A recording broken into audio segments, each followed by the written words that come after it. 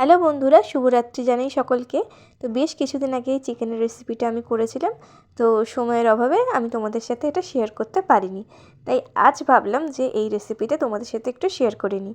তো দেখো, প্রথমে তেলের মধ্যে আমি কিছুটা পেঁয়াজ, আদা, রসুন দিয়ে বেশ লাল লাল করে ভেজে নিয়েছি। তারপরে এর মধ্যে যুক্ত করলাম হচ্ছে কিছু পরিমাণ কাজু। তো কাজুটাকেও সমানভাবে একই সাথে ভেজে নিচ্ছি। তারপরে এটা ঠান্ডা করে নিয়ে মিক্সিতে একটা স্মুথ পেস্ট আমি তৈরি করে নেব।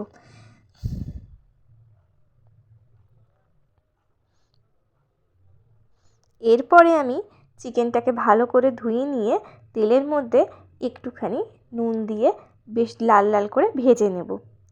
দেখো, আমি ভেজে রেখেছি এখানে এরকম একটুখানি ব্রাউনিশ কালার যেন আসে, তাহলেই হবে। তো এরপরে এই চিকেনটার মধ্যেই আমি যে পেস্টটা তৈরি করলাম সেইটা ঢেলে দেব। তো পেস্টটা কী দিয়ে করেছি এটা কিন্তু আমি তোমাদের সাথে আগে শেয়ার করলাম। তো ওইভাবেই পেস্টটা করেছি। দেখো, এই পেস্টটা আমি এবার ওই চিকেনের মধ্যে ঢেলে দেব। এবার এটাকে লো ফ্লেমে রেখে ফোটাতে হবে, যাতে তেলটা কিন্তু ছেড়ে আসে। তো দেখলে আমি একটুখানি গোলমরিচের গুঁড়োও অ্যাড করলাম। এবার দেখো একটু ফুটছে, তো যত ফুটবে এটা তত দেখবে তেল ছাড়বে। আর যেহেতু কিন্তু কাজু বাদাম দেওয়া আছে এটার মধ্যে, আর সব কটাই উপকরণ আমি পেস্ট করে নিয়েছিলাম, তাই জন্য কিন্তু গ্রেভিটা একটু থিক হয়ে গেছে। তো থিক হওয়ার জন্য কিন্তু এটা এরকমভাবে মানে লো ফ্লেমে রেখেই করতে হবে, বেশি জোরে দিলে কিন্তু লেগে যাবে, হবে না। তো তারপরে দেখো কিছু পরিমাণ ক্যাপসিকাম একটু বড় বড় করে কেটে নিয়েছিলাম, আর সাথে ছিল একটু টমেটো। তো এগুলোকে আমি একটুখানি হালকা নুন দিয়ে আমি প্রথমেই ভেজে রেখেছিলাম।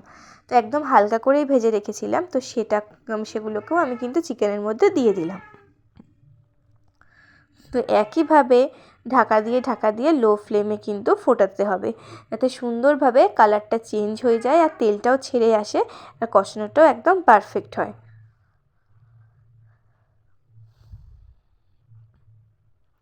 তো দেখো, প্রায় হয়ে এসেছে আমার। এবার দেখো কালারটা কিভাবে চেঞ্জ হয়ে গেছে।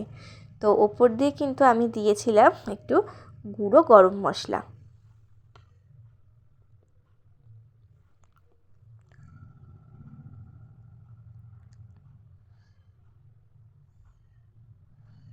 এই চিকেনটা কিন্তু খেতে খুবই সুন্দর হয়, আর ভাত বলো, রুটি বলো, পরোটা বলো, সব কিছুর সাথেই খুব সুন্দর লাগে।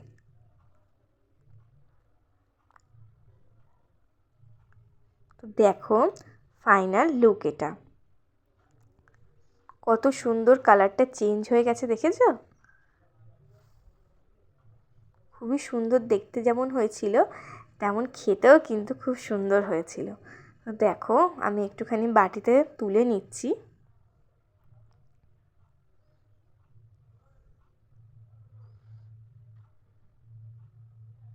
এরমভাবে তোমরা কিন্তু অবশ্যই একবার ট্রাই করে দেখো।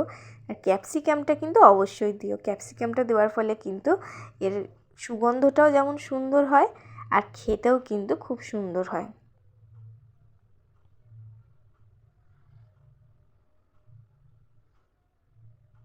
তো তোমরা দেখে বুঝতেই পারছো যে গ্রেভিটা কি সুন্দর হয়েছে।